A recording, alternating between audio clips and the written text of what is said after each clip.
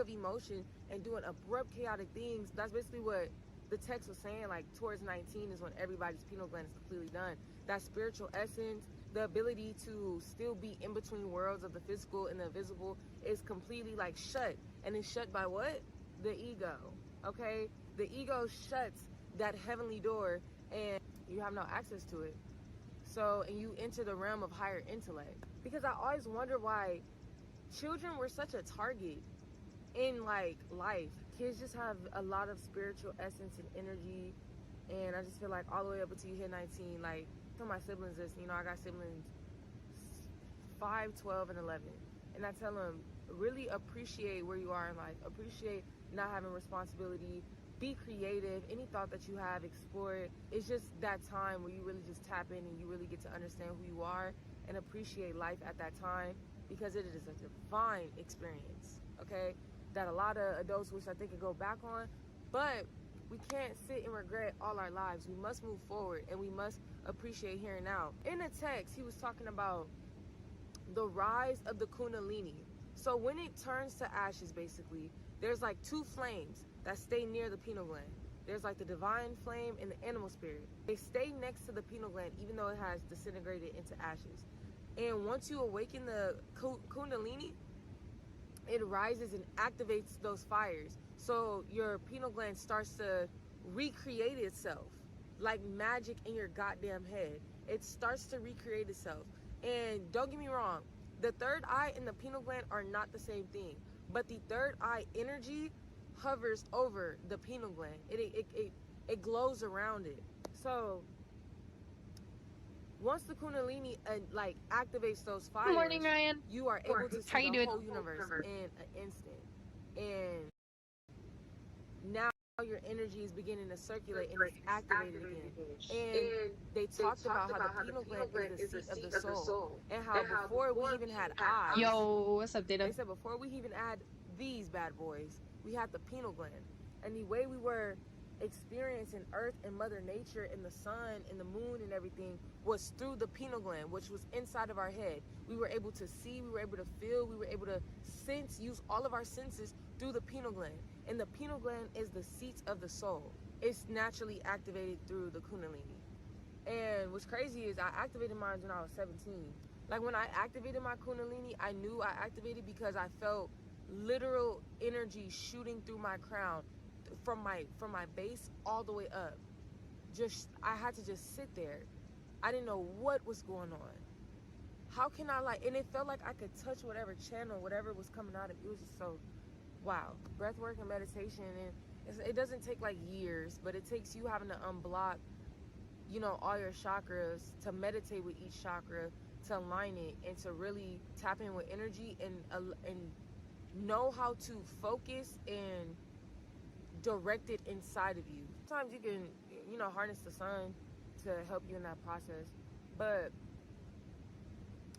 yeah, so they were basically just talking about how the pineal gland is the seat of the soul and how we used to experience life through our pineal glands. And I gotta meditate and channel on it a little more. I'm not gonna lie, I really do. But that was just powerful for me. I felt a sense of knowing. So it made me buy this book, which I got the Stream information keeps from. buffering. He has a No, larger is it like book. that for everyone? He has a larger book, but this is just like a chapter. This has literally, bro, this was $3 on Amazon. But it literally has like, first of all, art, absolutely amazing. I know y'all see that. Hold on. Absolutely amazing. That was great. I love the cover too. Yeah, I'm gonna start drawing again. And as you can tell, like, it's not that, this is a really good picture too. That's something that you would have to explore, like, literally. And then there's nothing else. It's literally like a five-page read. And like I decoded it and everything in like 3 hours. I feel like I have more ways to go with understanding like the soul. And I think that was just the main thing. Like the pineal gland is the seat of the soul. Aw, thank you, Aether. I appreciate an it. aspect of your soul through the pineal gland. So I think that was what stood out to me the most. And I felt it and I knew it was real. But that was just my download. I just really do feel like the pineal gland is meant to be experienced every single day in Oh, life. damn, Data. And I'm sorry. it was so beautiful. So I learned to give myself more grace and compassion, work on my internal dialogue, research, keep going down the path that you're on, keep experiencing life. Experiences are so important, and the more you have them, the more your soul just awakens, the more you become more aware of yourself and what you're meant to create, what you're meant to do. So my main, like, where that led me, that experience was towards the path of tapping in with my heart more and really, really understanding the soul. So in the next video, I'm just really just like diving into how to navigate shifting timelines, shifting paradigms. And that shroom experience really allowed me to gracefully understand that journey and to gracefully understand what I need to hone in and focus on moving forward.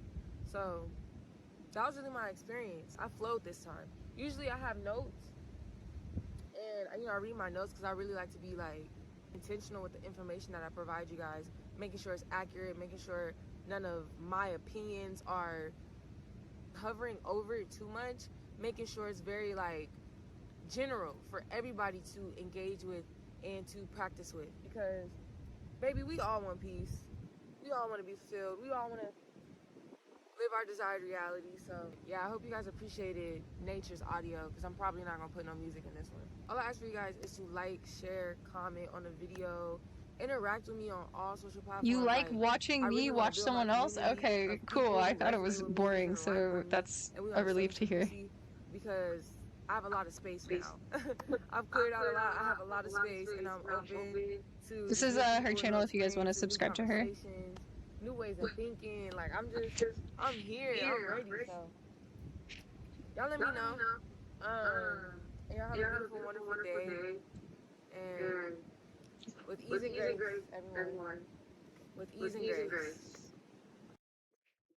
Aw, she's sweet.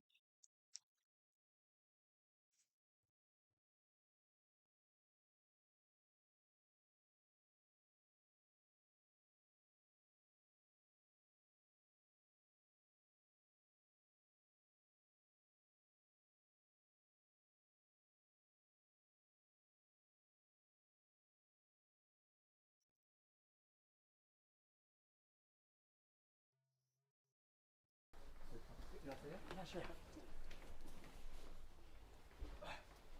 All right. Hello, everybody. Yes, welcome to the first, Do I like David PRI Goggins? Swedish meetup. He's okay. I've seen a little bit of his stuff. Do I like Andrew Tate? So I'm gonna Not really. essentially give you a presentation, which is about the future of consciousness. I'm like not. I don't aspire to be or look up to anybody who brags about acquiring wealth through means of exploitation.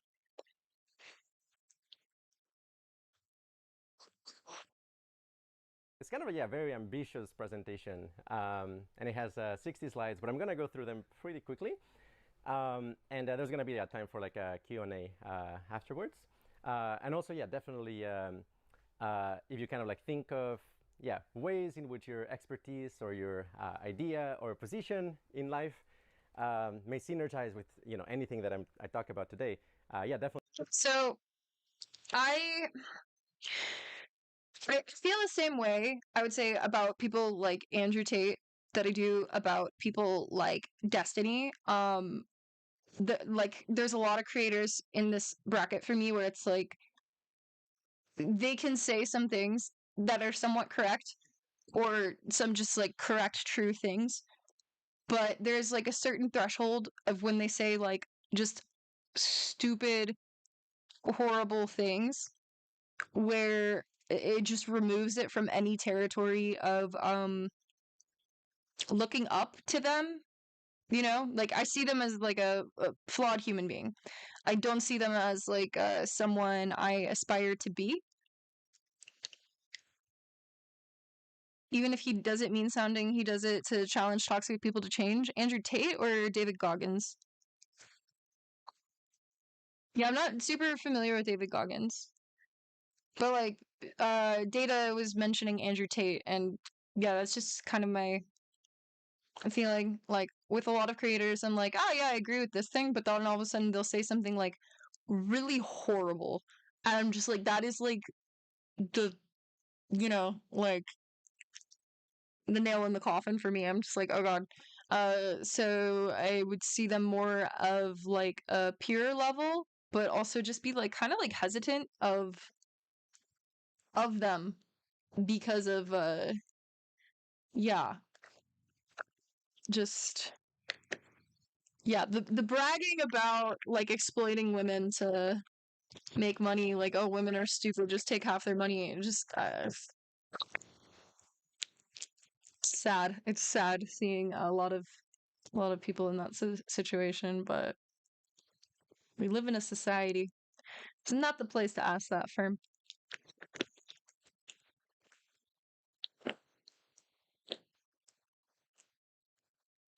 Yeah, I mean, and like, there's a certain way of saying things with such confidence and like the right editing, and then all you have all these money and cars, and we live in a heavily impoverished society with a huge issue with classism. So a lot of people are trying to like win the game. And I mean, he owns the website university.com.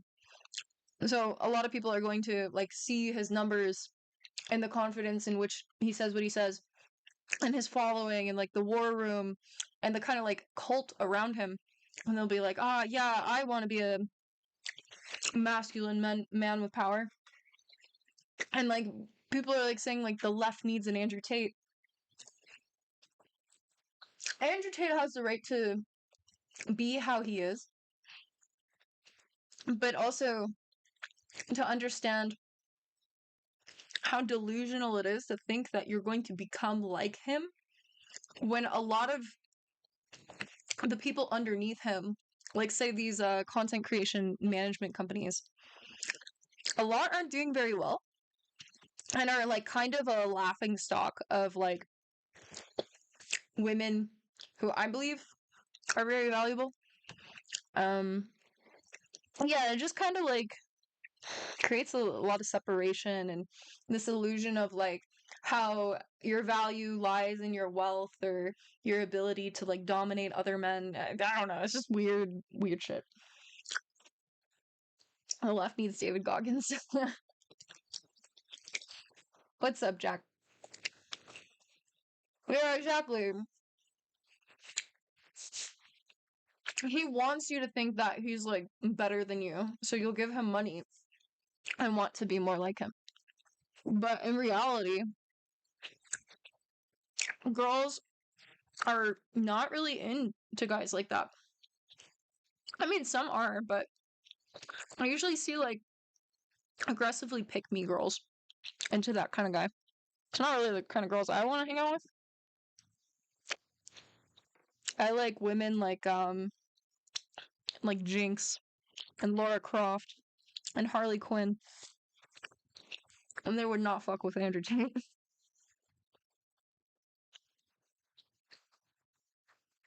Yeah, and that's the thing about people like Andrew Tate. You can like take a segment of what he says and put it in a clip. And it's like, oh my god, that's so base, that's so true. Like, Yas King. But then you watch like these videos of like the content he put behind a paywall. And he is literally just telling you how stupid women are to like pimp them out and take their money.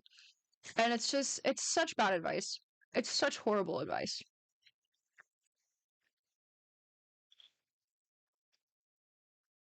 Like, so many of the red pillars and people like adjacent to that, I'm thinking of Destiny, give such fucking horrible advice when it comes to women. Like, the worst. Like, you will literally fuck up a potentially amazing situation by taking these men's advice. Like, just keep that in mind. Because, like, I know, like, a lot of, like, the younger men generation was, like, leaning towards people like Andrew Tate. If you follow his advice in your dating life, he will fuck it up for you. 100%.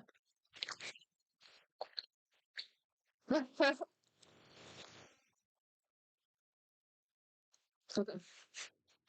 Definitely let me know, or like maybe let other people know, because um, I really believe that, yeah, like the values of these meetups, there's delivery of information, of course, very valuable.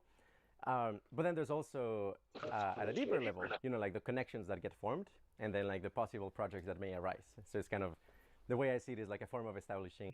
Like, if okay, so to level with anyone like genuinely like interested, I would say most women are not looking for someone like Andrew Tate. They're not like a huge like chasing money, gold digging type person. Like there's this narrative from red pillars that all women are gold diggers. I would say like the women you probably would like and would take care of you if vice versa and would be happy to be with you, not like some weird kind of like power dynamic or obligation, but like would genuinely be happy, like a loving relationship. I feel like those women or those people are looking for somebody who is kind to them, someone who has maybe similar interests, maybe not necessary, because like I personally like to get interested in Or making what explicit my the partner's interested in, but kindness, like maybe like taking care of yourself, maybe if you knew how to cook, that's cool. Um, but the ability to be humble, which I don't think Andrew Tate embodies at all. And like stability. Like it's not about like wealth and all these crazy cars and stuff. It's just like stability, like financial and emotional and like, you know, and someone who really cares about you, somebody who's like invested in you. Maybe the Andrew Tate of the left is a woman, okay? Like, have you ever thought about that? Like, I'm not a leftist, but it could be me. No, I'm kidding. I'm kidding. I don't want that. I don't want that position. That's like way too much. But I think that's the thing about like the opposite ideology of Andrew Tate, though, is it's not a hierarchy. It's more of like a synarchy. It's more of like a collective, like working together. If you're gonna go from like the opposite spectrum of Andrew Tate is like the like lording over the war room, like the top dog. You know, I feel like the opposite, the antithesis, the pro peace, like the anti war room, would be like a collective of women. You know. Thanks, Data. I appreciate you. I'm sorry to hear that. Yeah, no, literally, if you say the shit Andrew Tate says to just like a random woman, you're probably gonna get blocked. You're probably gonna get fucking blocked. It's a bad move, bro. And then you're gonna end up lonely, and then you're gonna give all your money to Andrew Tate, and you're gonna join the war room, and you're gonna wonder, man, what could have happened if you were just you instead of trying to be like Andrew Tate.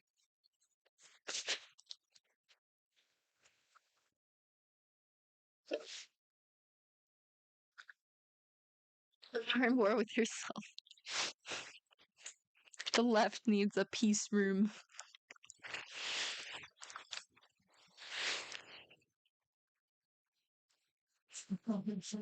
Man. Man. I used to be a Jordan Peterson fan until he mentioned he's cool with Andrew Tate. I mean, they're all cool with each other. That's the thing. Then I used his psychoanalyst against him, and he realized he was such a materialist and a hypocrite too. Oh wait, did you talk with him or something? Like a false prophet figure almost? Bro, no, like okay, so I had first heard of Jordan Peterson when I heard a remix of him. It was a song, and they were using clips of his video um about cleaning your room, and I was like, oh, this is pretty based. I'll put this song on and I'll clean my room. Yeah, it's based. And then onward to, I think it was a couple years ago, I had heard some controversies like this, that, or the other. A lot of people didn't like him. Um, watch more of his stuff, blah blah. And I subscribed to his YouTube channel, And when I was subscribed to his YouTube channel, he released like a 20-minute long video or something of him misgendering Elliot Page and just ranting and rambling, so upset and so pressed that Ellen Page was now Elliot Page. And I was just like, well, okay, so like I was like listening to like some detransitioning videos, stuff like that. I was like hearing the other side of like the not super pro trans side of like the internet. I was like hearing people out, but the way he presented this was like a fucking like father or uncle like figure throwing a tantrum that like their fucking child or nephew or whatever wasn't, I don't know, joining the right fucking like sport activity or some shit. I don't know, man. It was just weird to watch. I was just like, is this man's not okay, is he? He's like, he was also around that time like throwing fits on Twitter when like I think it was like a bigger, thicker woman was on like the cover of like Sports Illustrated or something like that. He was throwing an absolute fit over this. I'm just like, why? Why? And it just, yeah. You have ads right now. Damn, Ether. He double speaks a lot. Like, how so?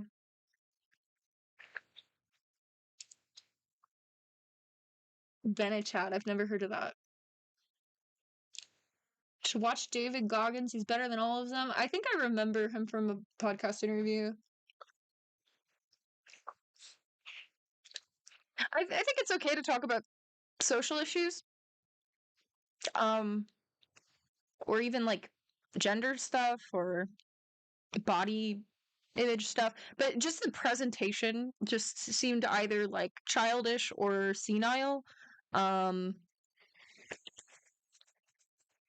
so he doesn't say the quiet part out loud, Michael. Is that what you're saying? You have to study him to see it. Latent connections that already exist in a given city. So I'm very especially happy for all of you to meet each other, even much more so than for you to meet myself. So, okay, so the future of consciousness. This is a very important fact about reality. And, just for kind of like setting expectations, the first third of the presentation is actually maybe unpleasant to think about, but is really necessary if we actually want a good future. This is kind of like a prerequisite. And something that is very common, for example, in New Age circles or places that, consider consciousness very relevant, is they're not very necessarily rational about the dark side of reality, and actually kind of like tackling it, being honest about what's out there and how do we actually make it better. And I believe that, yes, if you actually want to make the world better, you have to understand how the world works, what it is, what is the distribution of experiences. Only when you turn on the lights, you can actually navigate a room. So this is kind of like me doing this. It's like highlighting, hey, there's like some aspects of reality, some amazing, some very uncomfortable, but we have to face them if we actually, care about causal reality, we care about others.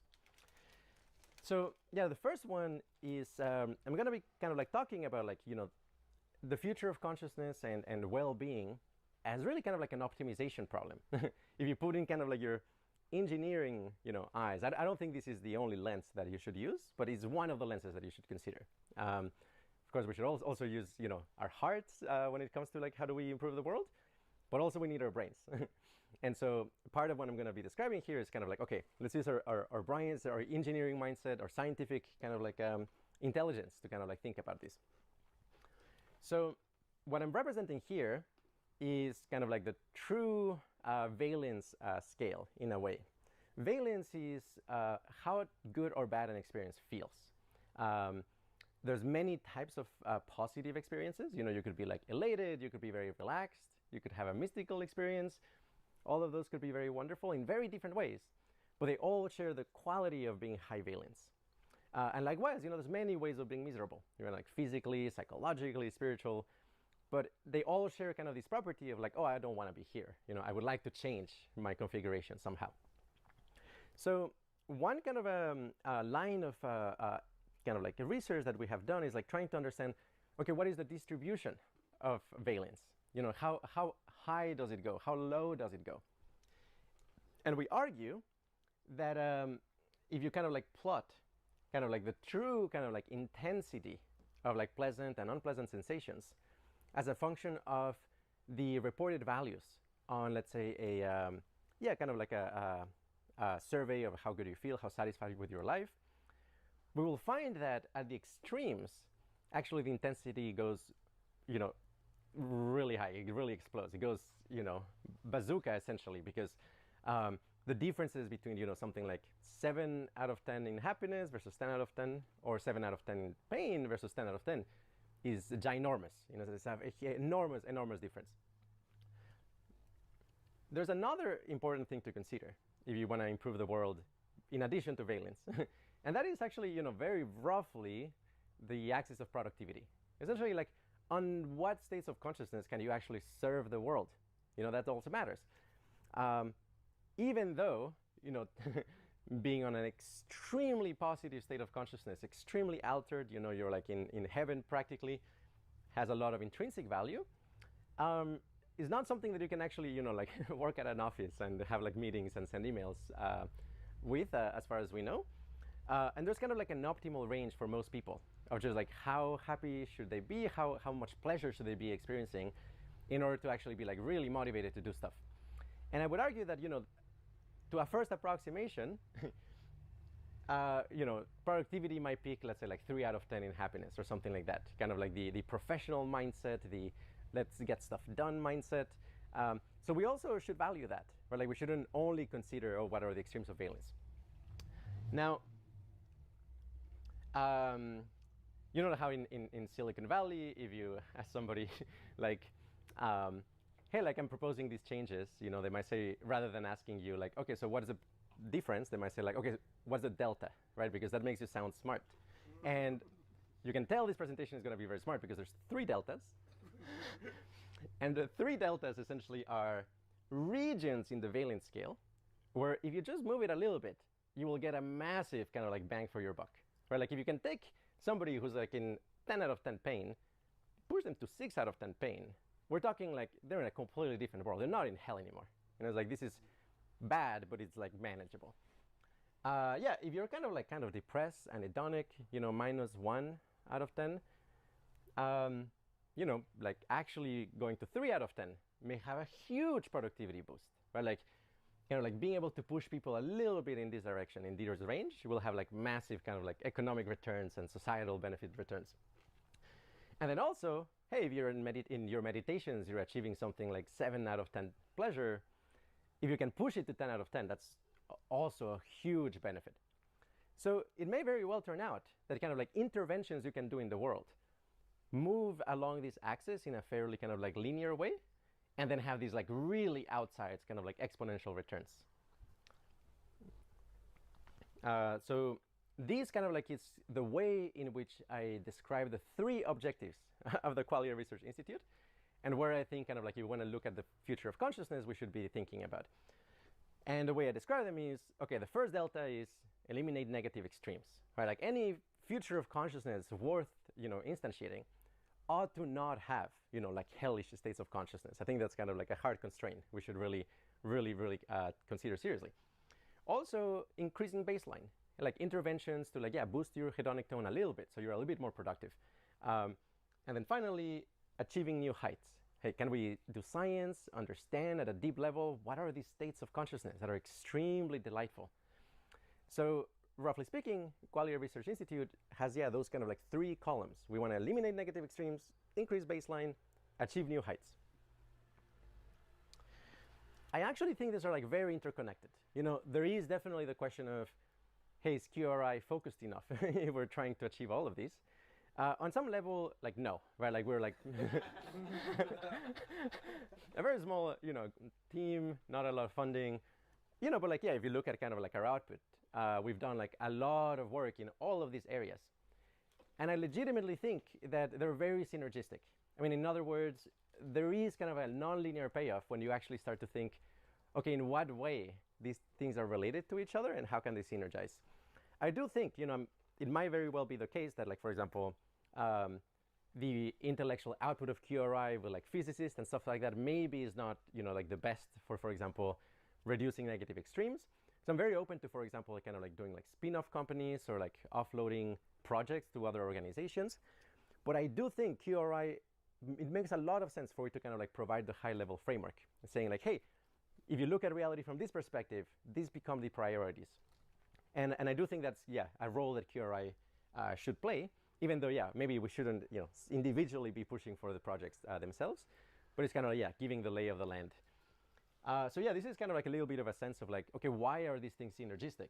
Like if you can achieve, new heights of bliss, people become valence realists. Valence realism is understanding that pleasure and pain are like features of consciousness and they're not cultural constructs. If you're kind of like really stuck in kind of like the typical mediocre kind of like levels of happiness that we tend to be in, it may be unbelievable, right? Like the idea that like, well, suffering intrinsically matters, or that, bliss intrinsically matters. But when you're experiencing it, is damned obvious, right? Like, it's the most straightforward way of convincing somebody that, hey, like happiness and love exist and matters is if you talk to them while they're on MDMA. And that, at festivals, like, okay, actually, a conversation with somebody on MDMA goes much further because like they really get it. It's like, oh yes, I see what you mean. Whereas normally, like, well, we might need to do a little bit of work. It's kind of like, try to remember how you felt on the day of your wedding and like, okay, how it was, like everything had harmony and like, it's always beautiful.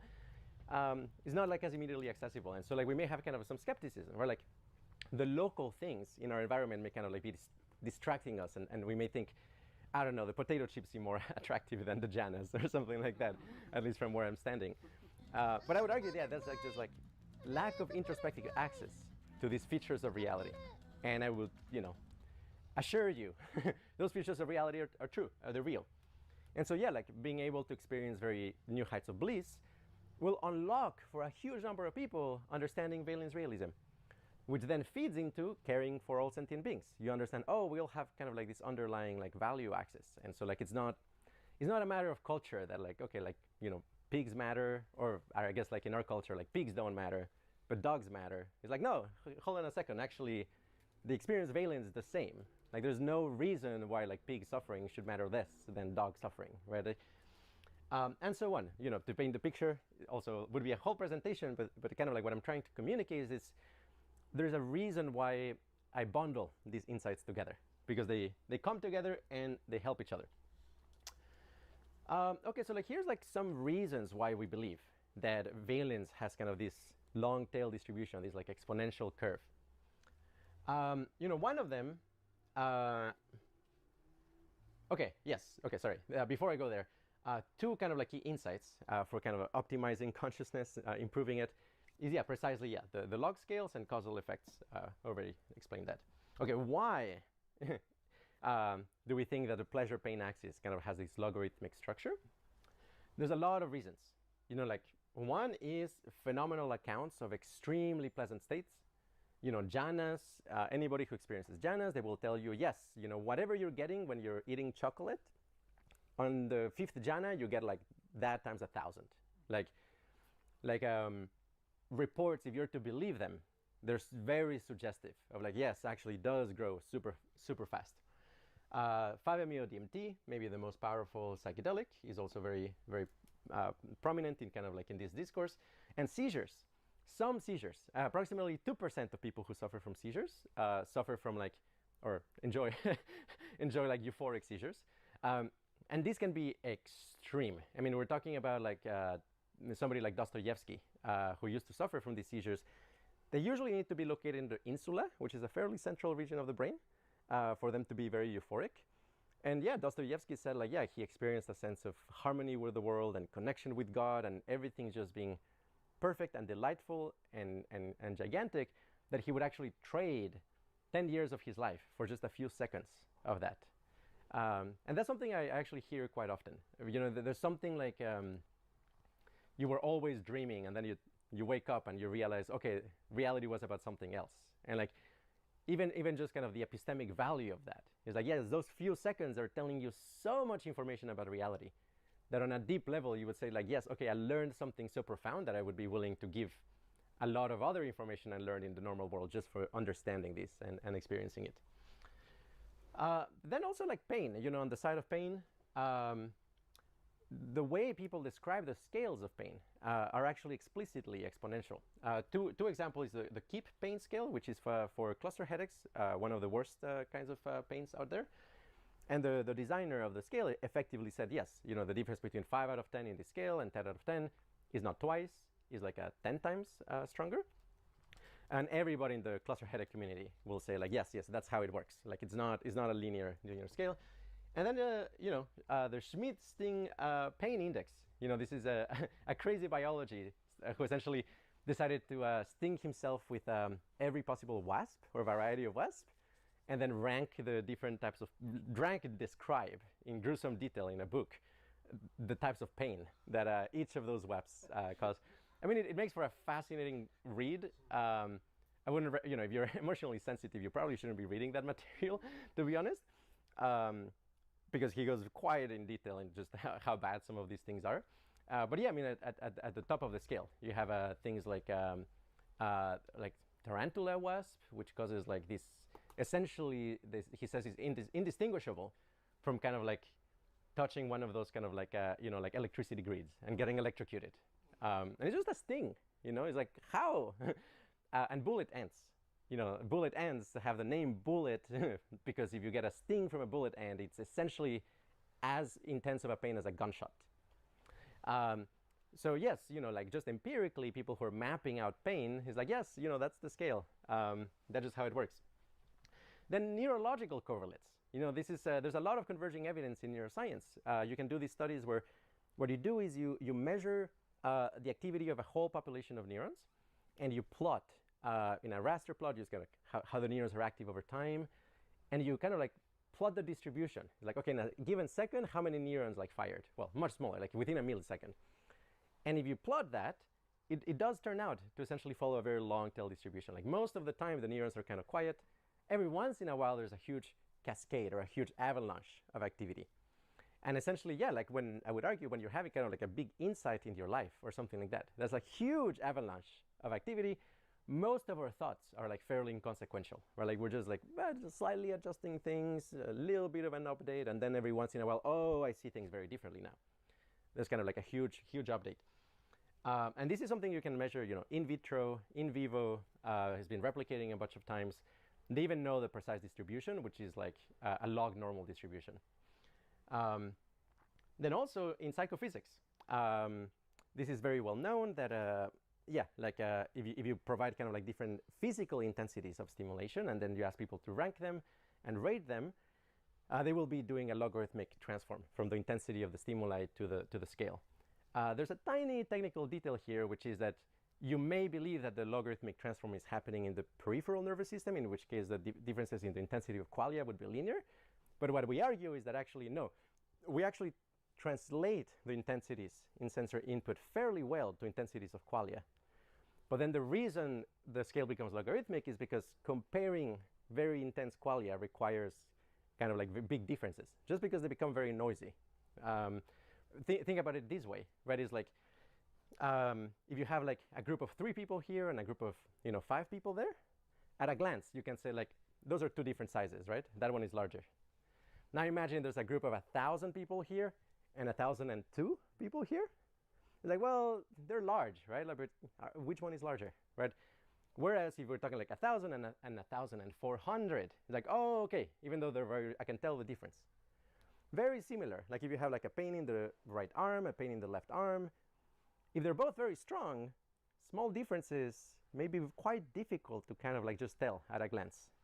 So that is the mechanism we propose for why the like Weber's law happened, like this kind of like logarithmic. It's like you just need more data when you are working with bigger things, essentially. Then pilot research, which is essentially, yeah, we conducted a research with a novel methodology. We asked participants to rate, rank, and compare their top 3 best experiences in their life and their top 3 worst experiences in their life.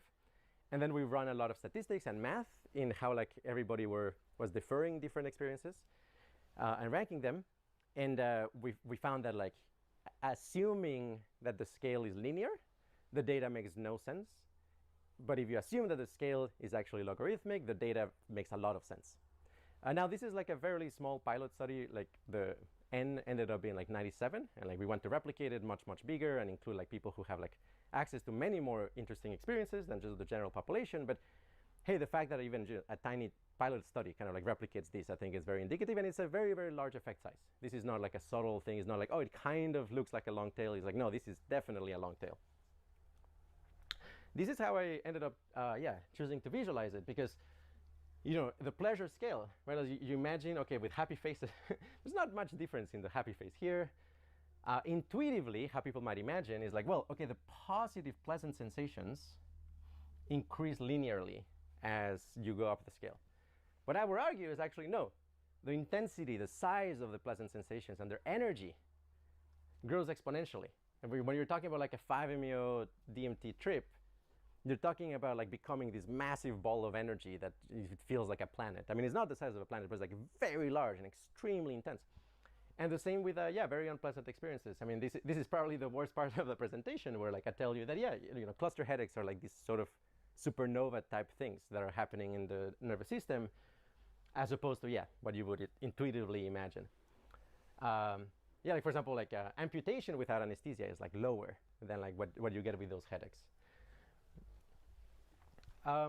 Okay, so like thinking in engineering terms, okay, like we're trying to improve the state of consciousness of the world, the future. What are kind of like some boundary conditions? What are some constraints we should take into account? The ones I already mentioned, which is like the human form, productivity peaks in the positive hedonic range. Negative experiences can be dramatically reduced without being reflected in effective productivity. Meaning that there's really no downside to getting rid of the extreme negatives. Like they're not playing any functional role whatsoever. It's not like there's going to be a demonstration of people saying like save the cluster headaches. But it's like, no, there's like they're universally disliked.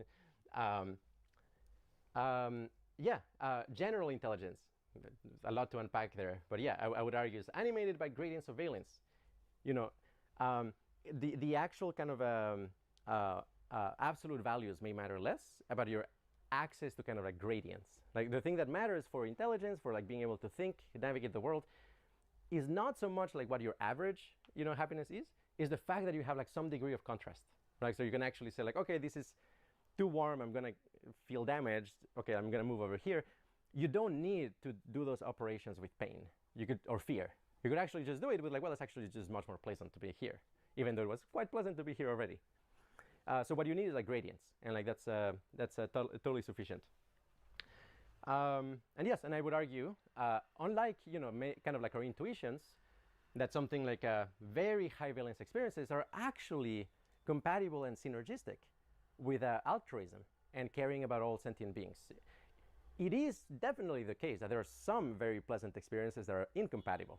I mean, like meth, right? Like meth can be really pleasant, but if you're a serious meth addict, it's very hard to actually help the world, right? Like, because like you become very selfish, very self-centered. You kind of like your reward architecture goes out the window, and you stop caring about people. That's not the sort of like pleasant experiences I'm interested in like either researching or promoting. Whereas, for example, like loving kindness can be really beautiful, and it motivates you to help others. So it very much is the case that it's kind of like, it's really a matter of discerning, as opposed to like super pleasant experiences are antisocial. That's not the case. In fact, some of the most kindest, most altruistic people that you will know, oftentimes they can afford to be so kind and altruistic because they have so much positive valence to kind of like buffer against the stresses of life. That's what I see, at least with like Buddhist monks and serious meditators I know. I mean, like the idea that kind of pleasure and pain follows these distributions is also kind of like in the water supply, especially in spirituality. These are kind of like visualizations of the metaphysics of planes of existence in Buddhism and in Jainism. And for them, they will say like, we live in a tiny sliver of reality, where like humans kind of have access to kind of like more or less equal amounts of pleasure and pain, which is, you know, they will argue is actually a good place to kind of like practice and like develop compassion, because like you're not overwhelmed by either.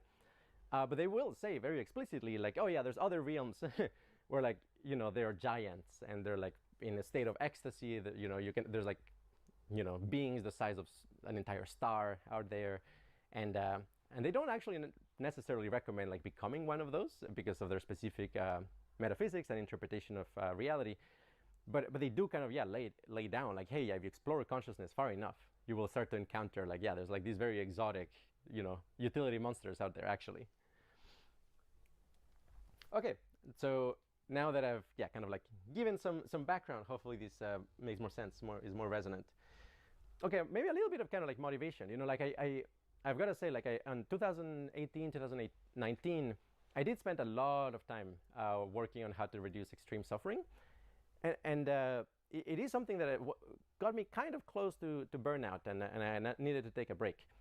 The reason is, I mean, I spent a lot of time, for example, interviewing people who like have cluster headaches, just to figure out like, okay, like what helps you? Like, is there anything that maybe other people don't know that like triggers them or like can improve their quality of life? And yeah, so I just collected a lot of phenomenology of like these ultra hellish states, and that definitely does something to you. And so after that, I realized, hey, this is a marathon. It's not a sprint. So it's also partly why I think, like, yeah, QRI, we really think of it as kind of like this package deal, because I do think it's very important to work on extreme suffering, but let's balance it out with other things as well, so that we don't burn out and we can actually help in the long term.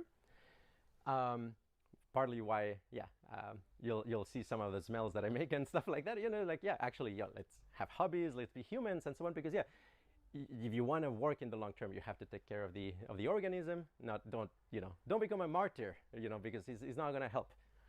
But yes, to kind of like motivate it, yes. From what level of like negative extremes do like suicide become present? That's a very good question. It depends on the person and the culture.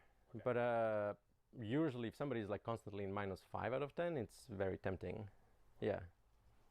And for, yeah, better or worse, I do have no good number of people who have taken their lives because of extreme suffering. Yeah. So, okay, motivate. Why care about this? Okay, assume you guys are not going to burn out. You're going to be like reasonable, rational about how you help in this domain.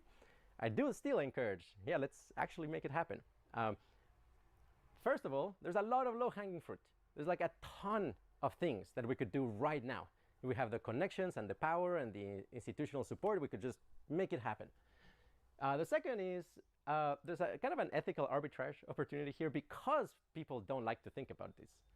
If you are the kind of mind who can tolerate thinking about this, you can be just so much kind of like more powerful ethically than other people. You know, it's an arbitrage, right? It's like, yeah, it's kind of like if there's, I don't know, there's like a baby drowning over there, and like most people are just like, it's too uncomfortable to think about it, and you think like, no, let's just go and take it out of, it's like, do it, right? Like, you have the capacity, other people don't, so let's make it happen.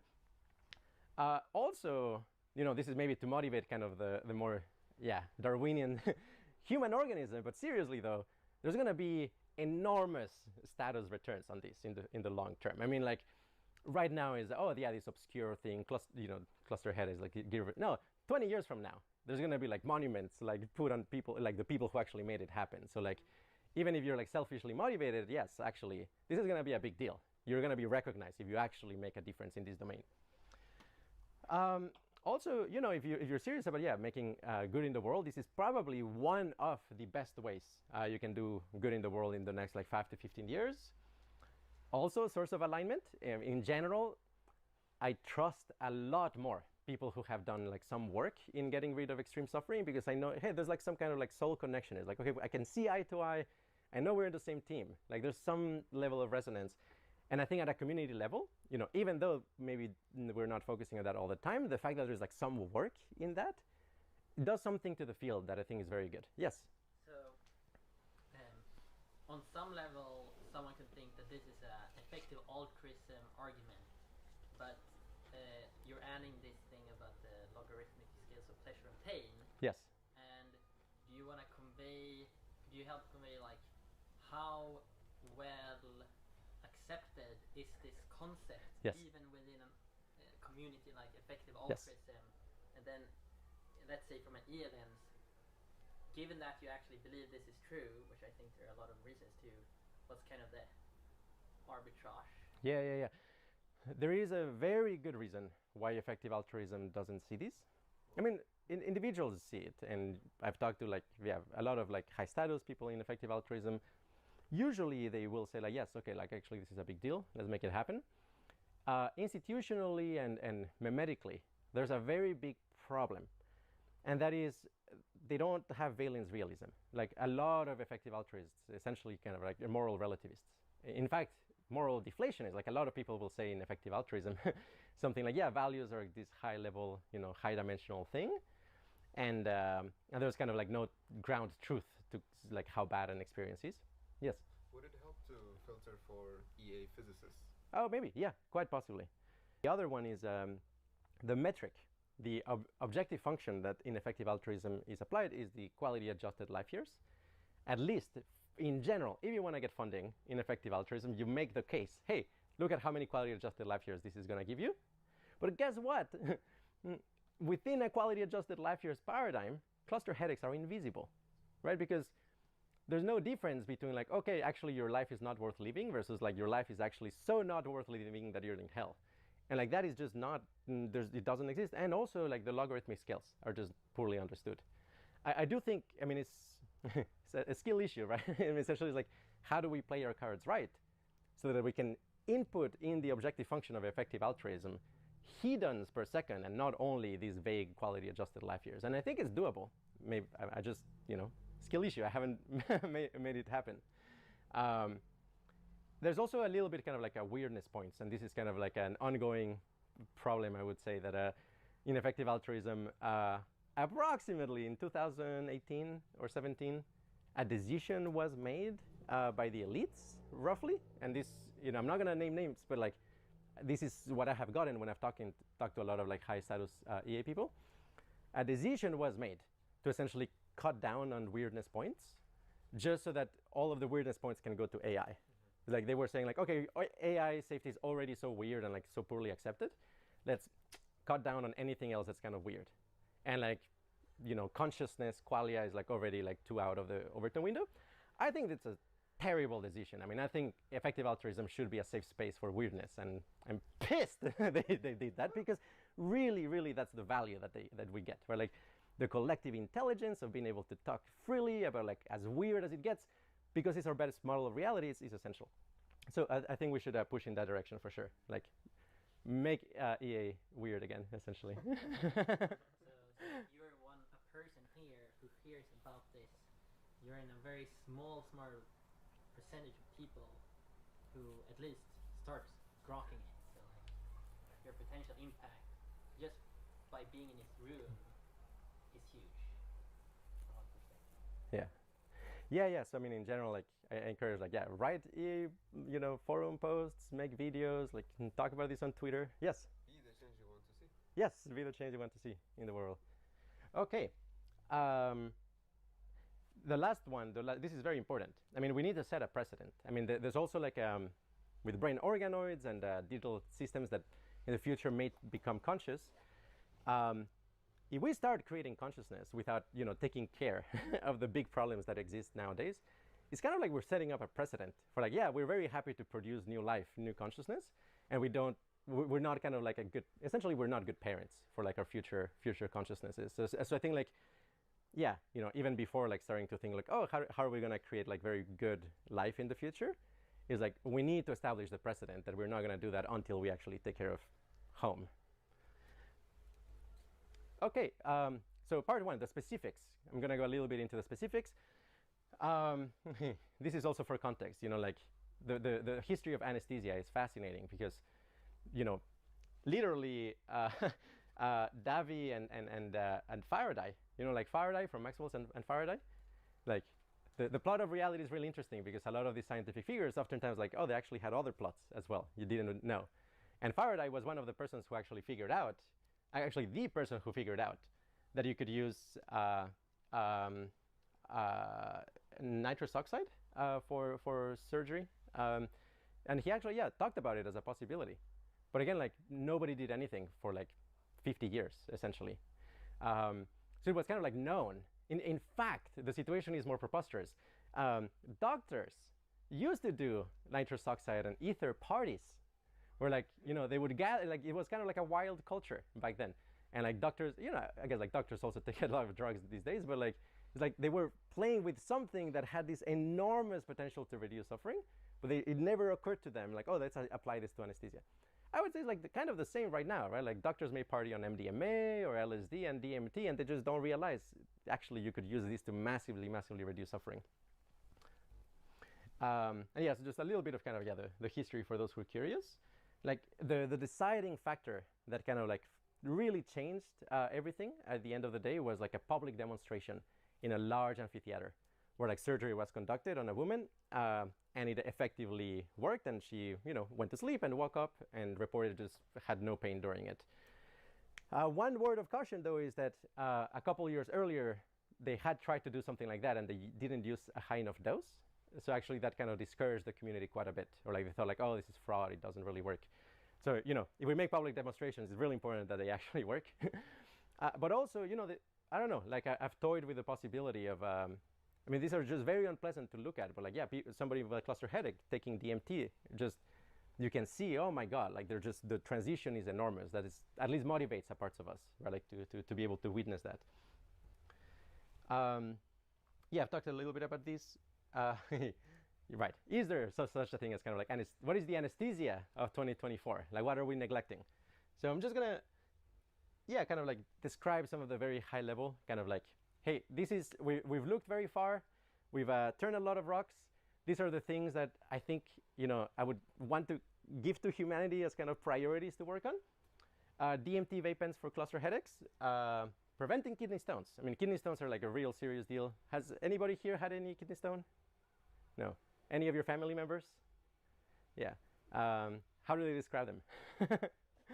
Hell, right? Yeah, kidney stones are like 10 out of 10 pain. And also it's a logarithmic scale. So that actually like some kidney stones are like much worse than others.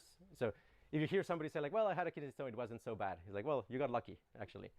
But yeah, we have like a really powerful intervention with quite a bit of like interesting evidence by doing kind of statistical analysis on WebMed reviews as well as Amazon reviews, comparing against like other treatments and other supplements. And essentially Chancapiedra, which is like a native to South America, seems capable of essentially something like preventing, I don't know, like 90 to 95% of kidney stones if you just like take it regularly. It also helps get rid of a kidney stone that you have in the moment, but it's not as effective. So actually, our proposed EA intervention in that context would actually be something like prophylactic. I mean, it's something like, oh, you assess your risk of kidney stones. Let's say you have like family history of kidney stones, and then all you do is like take this pill once a week, and maybe you will never have kidney stones. Like that might be just enough.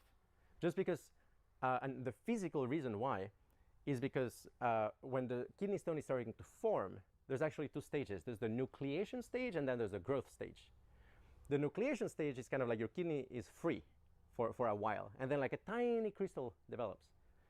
If you take this supplement, you know, that tiny crystal will just be washed away. Whereas if you already have a big stone, it's gonna take time to kind of dissolve the edges of it, and eventually it's gonna go away. So yeah, the prevention is better than the cure, for sure. And if you just like, yeah, play your cards right, I think like, yeah, legitimately we may be in a situation in 10, 20 years from now where like almost nobody ever gets a kidney stone. Another very big one is, yeah, neural annealing for CRPS, complex regional pain syndrome, I believe, which is also one of the worst. And psychedelics seem to really help. The mechanism of action completely not understood, but our guess is that it has a lot to do with annealing. I mean, essentially it's like, yeah, your nerves became kind of like screwed, and now they're like in this very unpleasant state of dissonance. With psilocybin, you kind of like raise it up, and then you cool it down, and it reorganizes. And in principle, okay, like that may work. And I do know several people who had like very serious CRPS that with high dose psilocybin, they practically got cured. Usually they will say that like the sensation didn't completely disappear, but the negative valence of it went away. So Why like do you now want we me just to have like an change the intense sensation that is lecture? like neutral in valence, which is, yeah, just such a massive improvement. And then anti-tolerance drugs. This is a whole kind of like class of things that I'm very interested in. That in most people kind of have this idea that, you know, what goes Thank up you, has to come Cargato. down, that, you know, whatever drug you take will have kind of like always kind of like a negative after effect right after it. This is not the case because different drugs have different tolerance profiles, as well as different like calm down profiles. Some benzodiazepines, for example, cause like much more severe withdrawal than others, even though the acute effects are the same. In other words, not all drugs are made the same, and the mechanism of tolerance and adaptation to drugs is a different mechanism than the mechanism of action. In other words, there's kind of like these additional mechanisms that your body is employing to try to compensate for the presence of a drug in your system.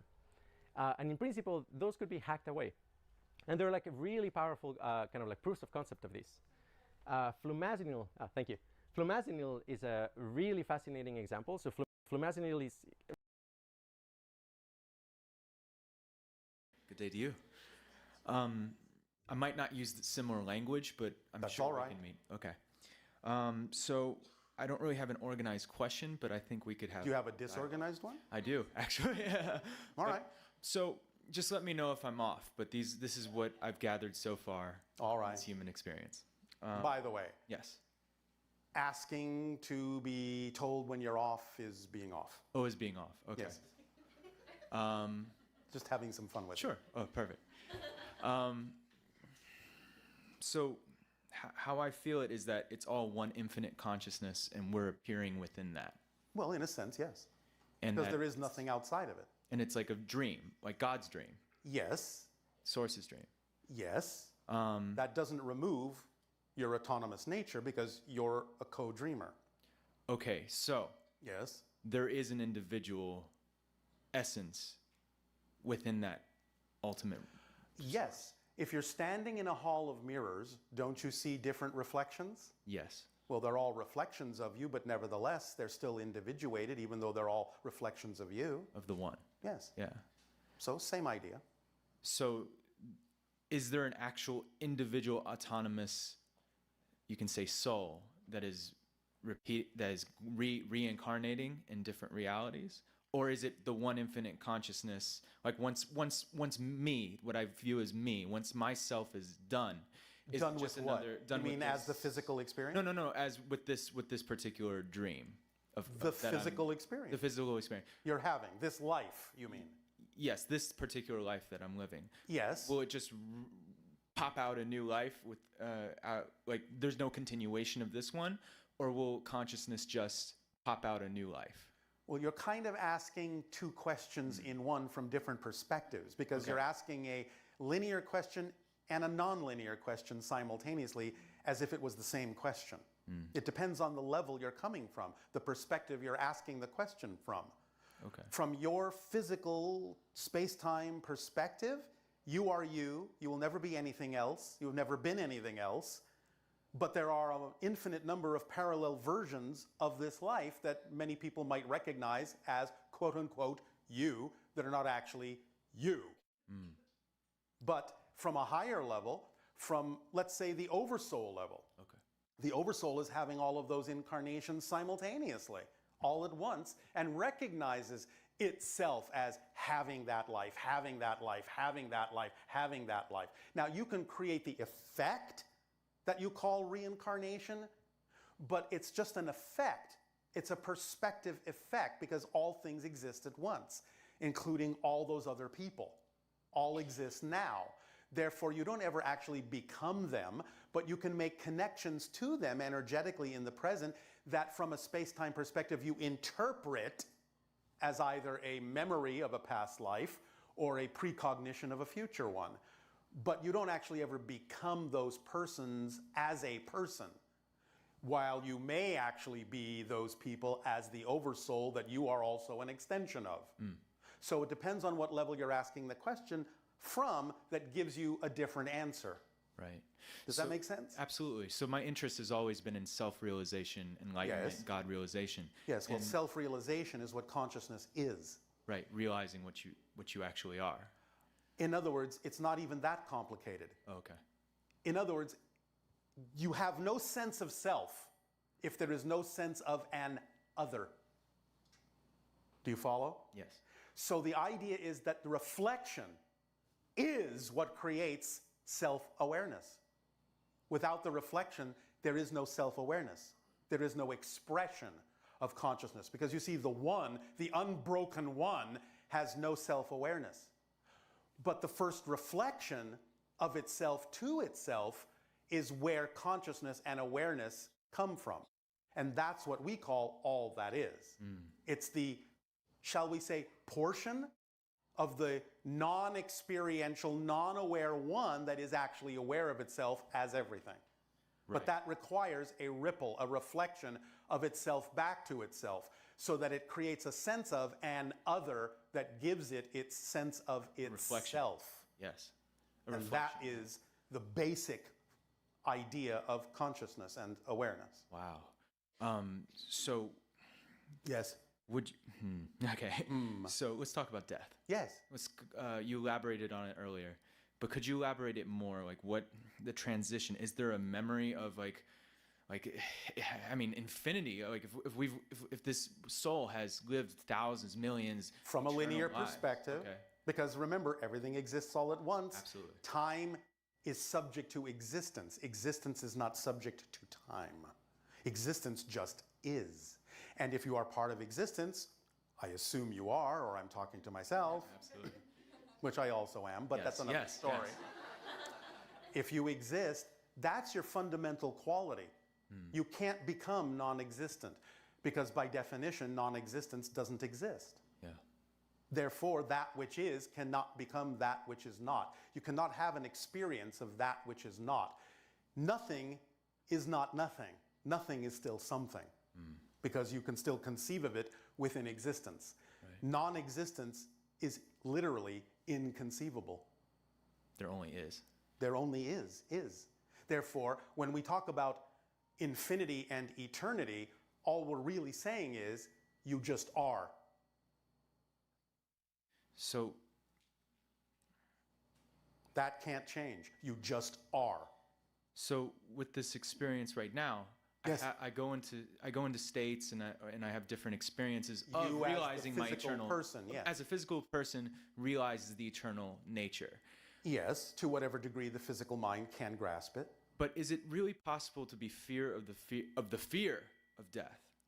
Is it possible to be liberated of the fear of death while still in a physical body? Absolutely. Or is the mind always going to be in fear? No. Okay. You can arrive at a point where you have the ability to let go of all the negative belief systems, all the negative definitions. You will continue from that point forward to divest yourself, but not of negative beliefs, only of that which is no longer relevant. But the physical mind is more than capable of understanding the difference between what you call the survival mechanism and the understanding that you don't ever actually die. Not really, in the way that many humans mean it. Because you exist. All you do is change form.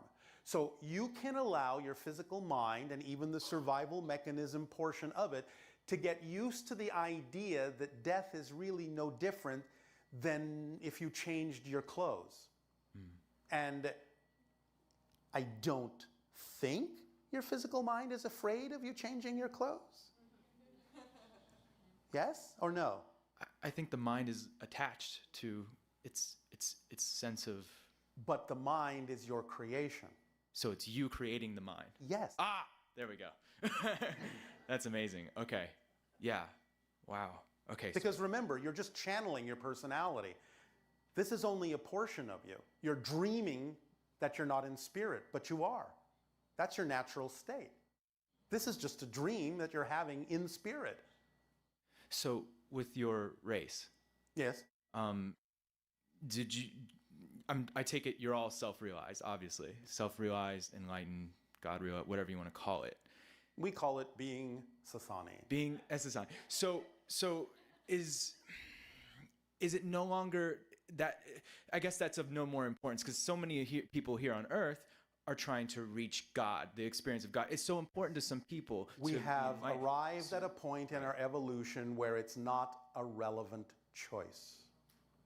choice. It's not a relevant choice to be afraid. Oh, to be afraid. Oh, what I meant was, so because you know what you are, Yes. and you know you are the all that's the one and the one that's the all. Yes.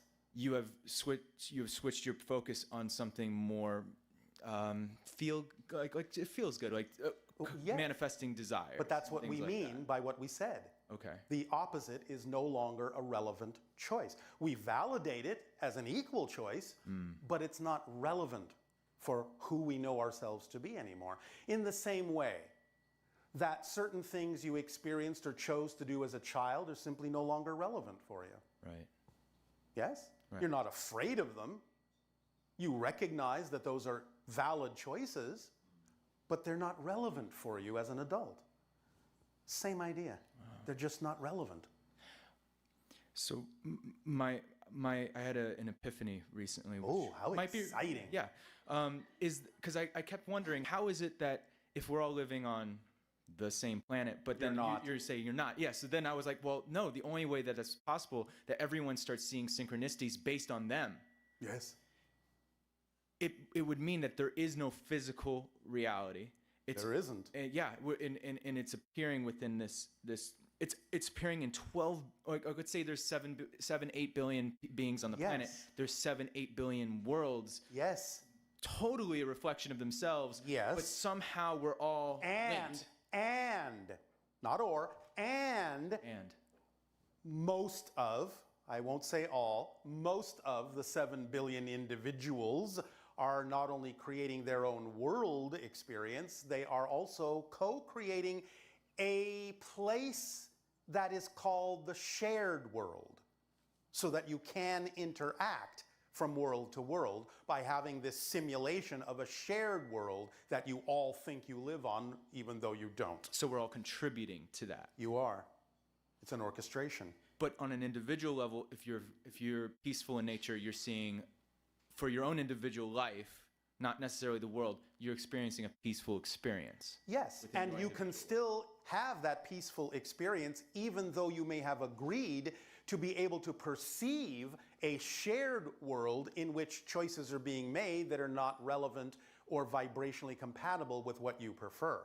Now, eventually that will change, because the tracks are spreading farther and farther apart. Your world is splitting into different parallel time streams, in a sense, physically speaking.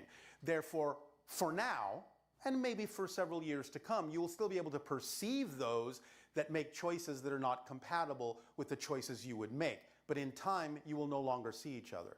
That's why on our planet, there is not even a hint of those kinds of choices. They're simply not relevant for the vibrational frequency of existence that we exist in.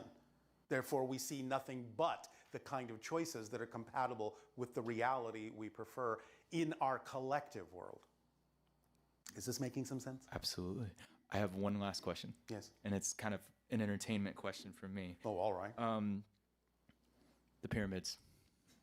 Which ones? There are many around your planet. Okay, so as ancient as we could know right now,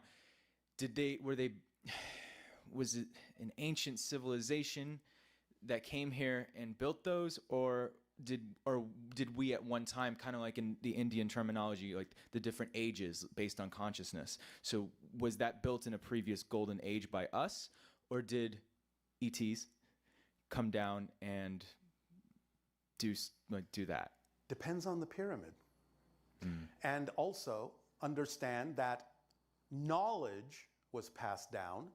Most of them were constructed by humans. Some of them had help from extraterrestrial, extra-dimensional sources, but a lot of the knowledge was simply gained by certain individuals being capable of doing astral travel and retrieving the information that they needed. So we were more advanced consciously back then as well. Yes. In combination with extraterrestrials. In combination, here and there. It was a mix of things. And somehow we, like in Vedic culture, they talk about we went into a dark age. So would you say yes, we lost although our not connection? every place on your planet experienced that exactly in the same way, and not everyone actually even experienced a dark age. Many people on your planet tend to think that your history is representative of every single culture on your planet. It's not. Right. So did at some point we lose the connection with the extraterrestrials and we lost that knowledge because Well, you haven't of a really collective lost the thing? connection, or we wouldn't be having this conversation. Right. Nevertheless, many of you did kind of go to sleep for a while and thought that we were nothing more than a dream or a nightmare. Now you're waking up. Here we are. And so we've always been here. It's just a matter of whether you could actually perceive it or not. Now, the shifts usually occurred because the Earth has a certain story to it, a certain program attached to it that used to be its major program. This is changing, but a lot of the idea of the ancient Earth program included, and still to some degree includes, the idea of certain cycles of renewal. And therefore, some of the so-called Dark Ages were created by what you call cometary and asteroidal bombardments that wiped out many civilizations, as it did with such civilizations you call Atlantis. That's why it disappeared in the blink of an eye. There was an asteroid that struck the Atlantic Ocean and wiped it out. So this happens frequently on Earth. And therefore, the knowledge is preserved in some of the pyramidal structures and other structures because the people that built them knew it would happen again. They were aware of the cycles, and they wanted to preserve the knowledge so that when you grew again as a civilization, you'd be able to find those edifices that wouldn't be destroyed and see information encoded within them that would help you build the civilization back up, ideally to a point where you wouldn't be destroyed again. How you doing so far? I'm still with you. All right. I meant, how's your civilization doing? Oh.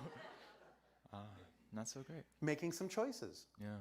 And therefore, that's good. Bringing things out in the open, seeing the negativity and the positivity in a clear light, making choices as to what you prefer, and following that track. Yes? You're amazing. So are you. Thank you. Thank you.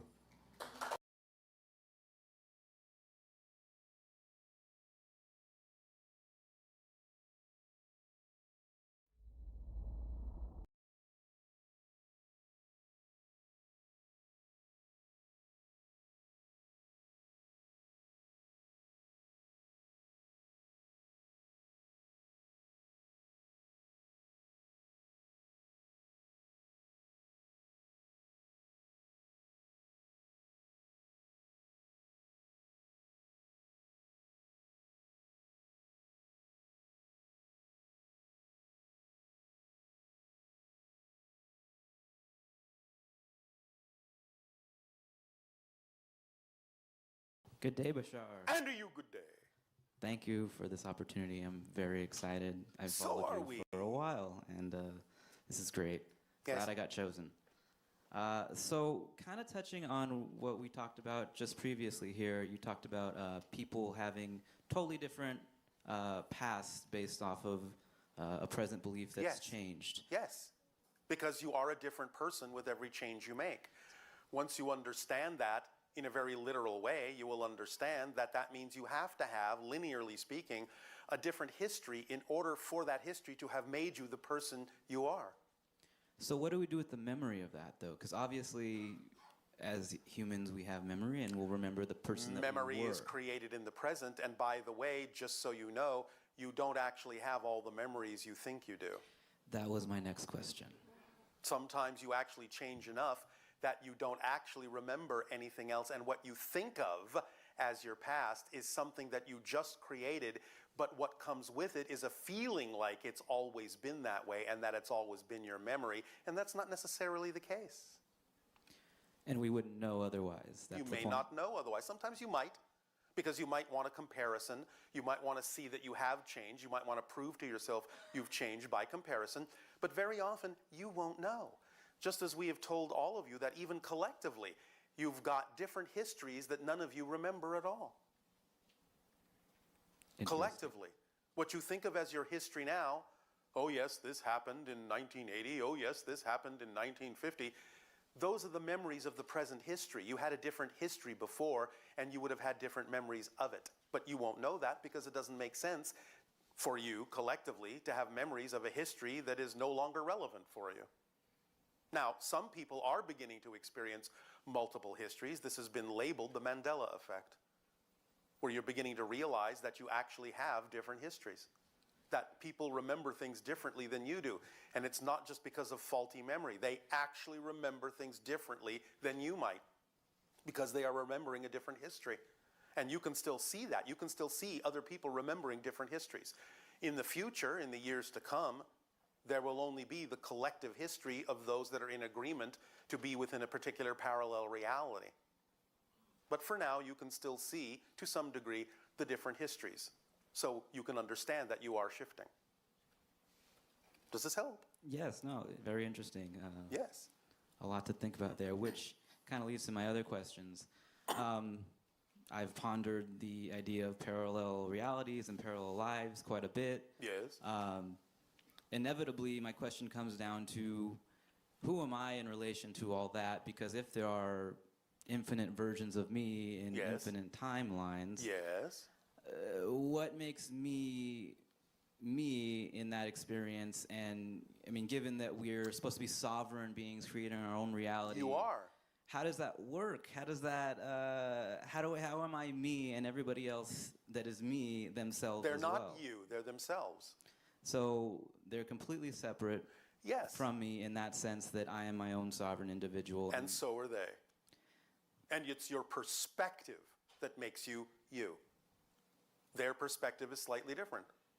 That's what makes them them. And we'll still make cross connections You with might. those people. You might. You don't necessarily always have to, but you might. If it serves you, sure. Okay. Does that answer the question? Enough. All right. I understand that higher dimensional concepts can sometimes seem a little confusing. That's all right. You'll get used to it. Okay, so then next step, you've mentioned that in this new age of transformation, the idea of physical death isn't necessarily one that needs to be experienced. Well, it's more likely than not that you will still, more often than not, make a transition from physical experience to non-physical experience. You will probably also experience, many of you, living much longer because you're living more in the moment. When you live more in the moment, you don't actually create as much of an experience of time, and therefore you become ageless and appear to live longer. But it's just because you're living more in the moment. So it's not a matter of years necessarily, it's about the experience and the time that is experienced. Yes, it'll translate into years from your linear perspective. It won't necessarily feel like that to the person living it. You'll just feel like you. And before you know it, you turn around and you're 300 years old from everyone else's perspective. Wow. Wow. You see, this is one of the reasons why we say when you do what you love, you're living in the moment. You all know the experience. When you're really focused on something that you're really passionate about, really engaged with, do you notice the passage of time? Not really. Oh, it feels like I've been here for about 10 minutes. I look up and everyone says it's been a couple of hours. Most of you have had this experience, yes? Where the time seems to fly by because you're so in the moment. Well, the secret is, if you actually experience, if you feel like it's only been 10 minutes, you've only aged 10 minutes. Even though you reconnect with everyone an hour later in order to keep up with everyone else and be in agreement with them as to what time it is. But time is very malleable. And when you actually only feel like it's been 10 minutes, you've only aged 10 minutes, and that's how you live longer. Does it work the other way? If you feel like it's dragging, you're aging more? Yes, because you're paying more attention to time. So you're creating more of it. So the paradox is it drags out. You're creating more details than you need to, and therefore you have to experience all those little details, and therefore everything gets very tedious. You get overstuffed with time. Okay, so that's interesting because my motivation, my reasoning behind a lot of these questions is one of my primary challenges and fears has been in the idea that I don't have enough time. Of course you do. You have exactly the perfect amount of time you set up for yourself to explore whatever it is you were going to explore. And one of the wonderful things going on now in this age of transformation on your planet is that you can actually complete one theme and actually still create a new theme without dying. So can you elaborate on that? I just did. You can complete one theme, the one that you may have set up for yourself in general to begin with, and you can actually then stay physically alive and decide to start exploring a different theme without physically dying. So is that a conscious decision? I mean, how? Not necessarily, although it can become one. But the idea, again, is to start from the preposition that you have exactly, correctly, and precisely the amount of time you need. Precisely. And that's because it's not really about time. That I don't have. It's about timing. It's about timing. The only way you experience, again, like we said earlier, not having enough time just means you're spending your time worrying that you won't have enough time, which doesn't give you enough time. Because you're using your time for something other than what you could be using it for. And that's been my experience. And you saying what you said just now kind of makes me connect the dots to realize that I have created more time for myself to get to those milestones that I've been trying to get to. Or not trying, but seeking to get to. Yes, yes, yes. But again, you will get to them if they are part of what's relevant for you to experience. Again, you've made all the agreements and you've made all the appointments that you need to keep.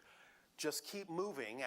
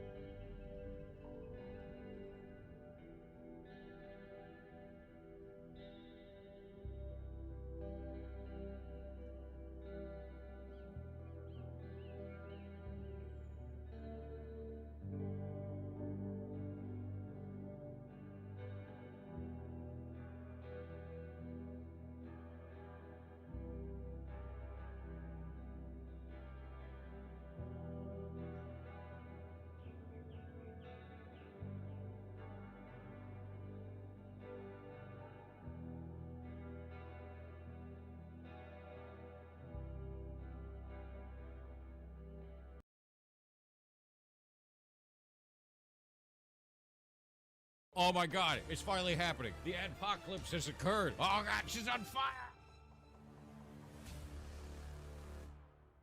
There are a number of people in social media right now that say that the platform is undergoing what is called an adpocalypse. Now, an adpocalypse denotes that the entire platform's ad revenue is going down and that it's impacting everyone. We've seen this before. This is a callback to 2017 YouTube. 2017 YouTube had an adpocalypse because there was a lot of content on there that was not good. Advertisers pulled out and the whole platform lost about 90% of its ad revenue for every one of the creators. Except this isn't for everyone. It's anyone that has political, so politics, or sexual themes or adjacent tags. If somebody had a tag such as Iran, they may have experienced the same thing, and the reason why is because there's a war going on there right now, which means it ties back to politics. So there was a bunch of splash damage for people that had content that was not actually political in nature, but was adjacent to that or had a tag that could be misconstrued as being political in nature, which means Twitch, being Twitch, had splash damage. Normal shit. Not really surprised there. So with that in mind, I put this out. I said lots of people are pinging me about the adpocalypse on Twitch. I'm wondering if we're okay. None of our ad revenue on Twitch has changed because none of the content we talk about is sexual themes or politics. Our ferret rescue is run entirely off of ad revenue, and it's gaining income following the normal yearly trends for October-November. There are likely some channels that get misidentified as having political content due to tags or categories, but this so far seems to be rare. A tag lacks critical context for the kind of content being provided, and many people use tags in a joking way or to identify themselves in a particular way. I don't feel tags make a lot of sense for targeting ads as it leads to splash damage because of this. I don't think Twitch should have done it this way. An adpocalypse would be damaging the entire platform as a whole. None of that has been seen yet, so there seems to be a lot of jumping to conclusions here. If this was happening in a widespread or apocalyptic manner, we'd see impacts far outside of isolated instances like we have. Anyway, doom scroll less, look at cute animals more. And the internet lost its mind over one article, and they post this article. Now, this article's from Richard Lewis, but I want to show you something about ads or actually about media in general, right? We're going to go down and look through this. This is according to sources familiar with the business dealings of Twitch. A number of significant companies have paused their advertising spending with the streaming platform. Now, let's start it off there. According to sources, okay, what sources? Here's a quote. Let's go pull this down here. After the clip from the panel went viral, Chevron was very angry, one Twitch employee explained. Having their logo in the background of a clip being used as an example of anti-Semitism prompted some very awkward conversations. The same source also confirmed the timing had not been great for Twitch. We have no names. We have no information. None of this is confirmable, and we can directly refute it. Do you know how we can directly refute it? If you have a channel that had reduced ad revenue, when you remove the tags, your ad revenue comes back. For every single one of the streamers, they removed the tags, and their ad revenue came back instantly, same day. At the start of this month, our ad revenue went up like it normally does every November, because in the last quarter of every year for October, November, December, it goes up and up and up, and then in January, it crashes. And you know what I think is going to happen? I think that when it crashes in January, like it normally does, because that's how ad spend works, people are going to go, oh my God, it's finally happening. The adpocalypse has occurred. Oh God, she's on fire. Because they're going to freak out because they don't actually know how ad revenue works, and they're going to think that the January drop, which happens every single year for every single platform across the entire internet, is some kind of adpocalypse. Yeah, one of the worst months for ad spend in the world is actually February. As funny as that is. Basically what ends up happening is it goes up and up and up for the December months because you're buying a whole bunch of shit, and then people are out of money. So then January and February is just bad. March, it starts going up a little bit, just a tad, usually about 4%. And then from there, it starts to kind of climb again as it goes into the last months of the year. It just slowly goes back up. This drop off is because of Christmas, man. Most people buy a whole bunch of shit in Christmas and they're tapped out. So they just don't advertise in January and February. I'm pretty sure my burrito index has this data. What is the burrito index? The burrito index is how many 5-layer burritos I could buy with the ad revenue from Twitch every month. And we were tracking the expense, like the cost of a 5-layer burrito over a year. I have this. We actually tracked the burrito cost from November, I think it was 2022, to March 2023. Might have been 2024. Anyway, what you'll see here, which is really interesting, is the amount of burritos per viewer. Burritos per minute per viewer. And if you look at the burritos per minute per viewer, you'll notice something really interesting. See November, December, and then it dips really, really hard from November to December. And then if we go back up here, November, December, and then it dips really hard in January. This happens every year. Ad spend hits an all-time low around January, February. So the amount of burritos per minute that you are worth dips. Actually, I think it's burritos per month. This one's burritos per month. Yeah, this one's burritos per hour. This one's burritos per month. So you, as an individual viewer watching ads, are worth 0.321 burritos per month in ad spend. And then in March, this will go up. In April, this will go up. In May, this will go up. June, July, August. September dips in this one. October dipped in this one. And I was like, oh shit, something's going wrong. This is an anomaly. This is when you go, oh man, Twitch is actually getting ad revenue problems, right? But outside of that, you've got November, December, normal, and then January will dip again. And February will dip again. And this one here is an anomaly, which means Twitch got a whole bunch of new advertisers. We should go back to tracking this just to show what the ad spend on Twitch actually is. Because we were tracking all of this data for years. And what you'll see every single year is January, February is the worst couple of months on the platform. And it's like this across the entire internet.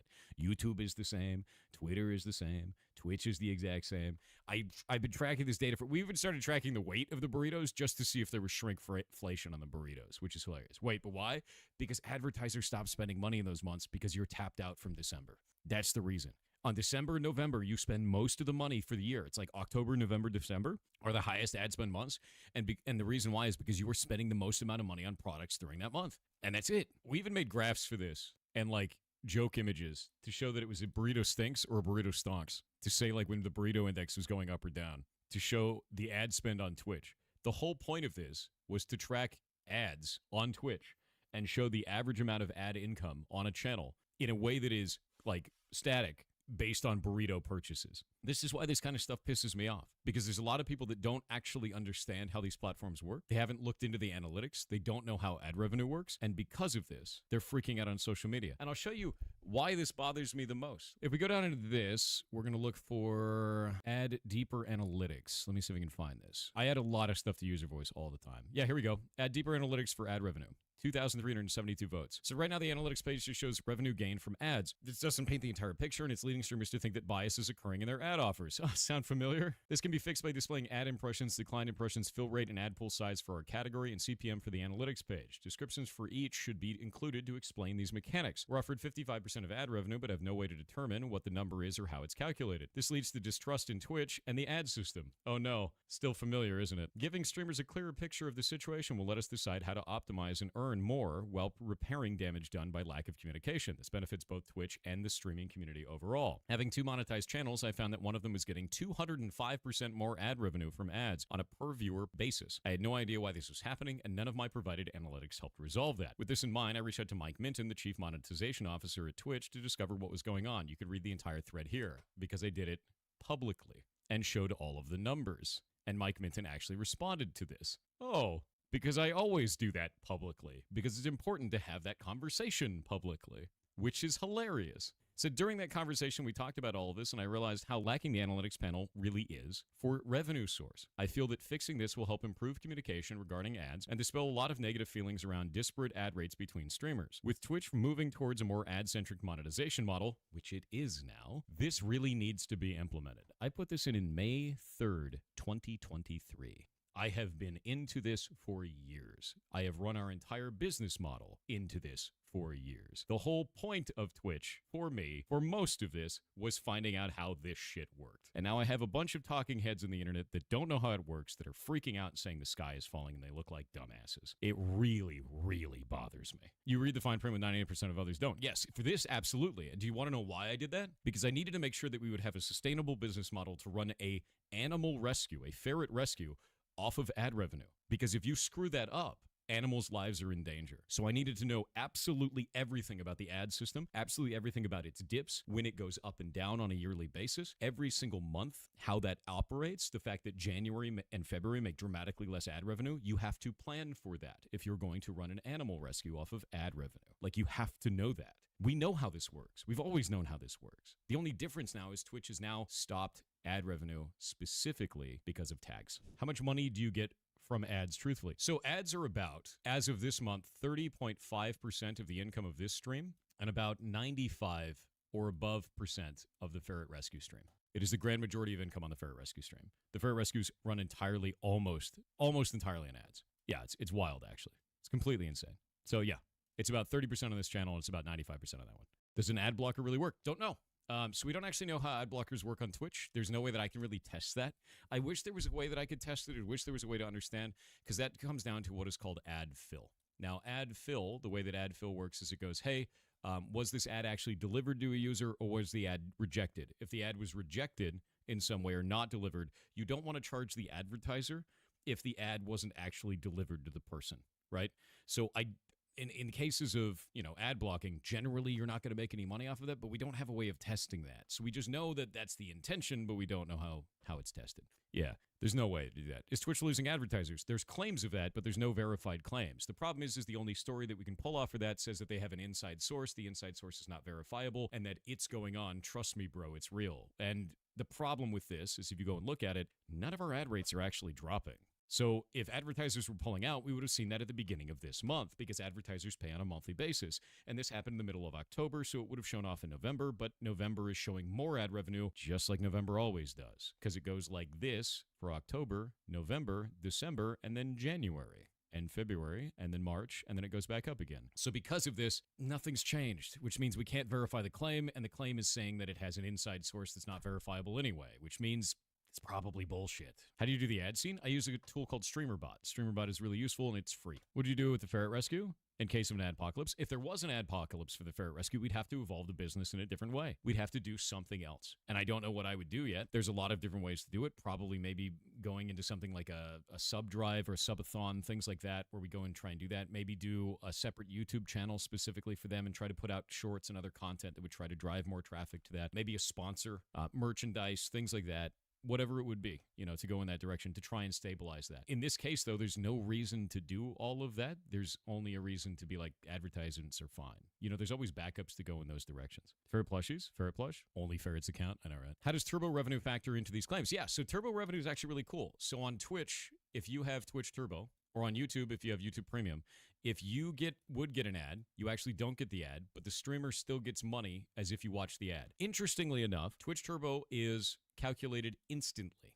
So if you go to your stream, go to Twitch real quick. I'm going to go pull up some analytics for you guys so you can see this yourselves. When you stream, you will see this little yellow bar, kind of like this. This yellow bar is Twitch Turbo. Twitch Turbo will display immediately when your stream ends, which means Twitch is calculating Twitch Turbo revenue instantly. 3 days later, you will get your ad revenue bar. And the ad revenue bar will display usually as kind of like a pinkish fuchsia color. And the ad revenue bar is usually about 10 to 15 times that of Twitch Turbo. Twitch Turbo is in kind of the minority. However, over time, we've seen that increase as more people find out about Turbo, and Twitch actually advertises it a little bit better, which they should be advertising it better, but they don't very well. And as you talk about it, you get it all there. Isn't it all instantly? No. The reason why is because they have to calculate the ad fill for the other ads. I don't know why Turbo is instant. I don't know what's going on in the back end for that to be a thing, but ad revenue calculates 3 days later. Your last 2 streams will always display as no ad revenue until 3 days later. That's it. Every single time. And then it calculates and everything is cool. And that's just kind of how that goes. Turbocharged is enough now. It better be instant. I mean, it's not really it better be instant. It's just kind of how it works. That's the system for it. The only thing you care about as a streamer is, did I get paid that month? Cool, right? Like that's it, man. Like you don't have to worry about, is it calculated up to the minute? None of that shit matters. It's a monthly income thing. Can you disclose the burn down rate per month for the rescue? Burn down rate? You mean like the cost for everything?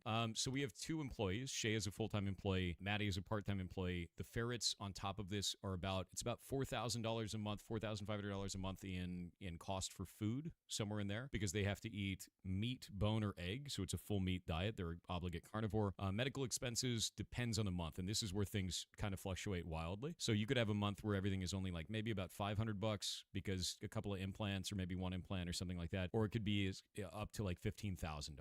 Because you have things like someone needs surgery, or there's like an anomaly that we don't know what's going on, and we have to do investigatory stuff like x-rays or MRI, things like that. So that fluctuates a lot. And that's why we save as much money as possible. And like, okay, this could be bad month, this could be a good month. Yeah, emergency care. It could be anything. So that's why we don't know. Yeah, Beans. Beans actually produced a large mass, like a bezoar, in his gut where he had hair and fat, and it turned into this huge mass, and he stopped eating, and then we had to go get that removed from him. It was about $5,000 to get that done. So that's the thing. No health insurance for ferrets. They're exotic animals. If you get exotics insurance is dramatically more expensive than the cost of this. So it's one of those things where it's like, just do the spot like cost for this instead of getting exotics insurance for 56 animals, right? Like that's not a thing, especially when we up the rescue to like the capacity of 250 once we have the building built. That's not tenable. It's not financially responsible to do that. Are payments monthly or per stream? It's monthly. Streamers are paid every month.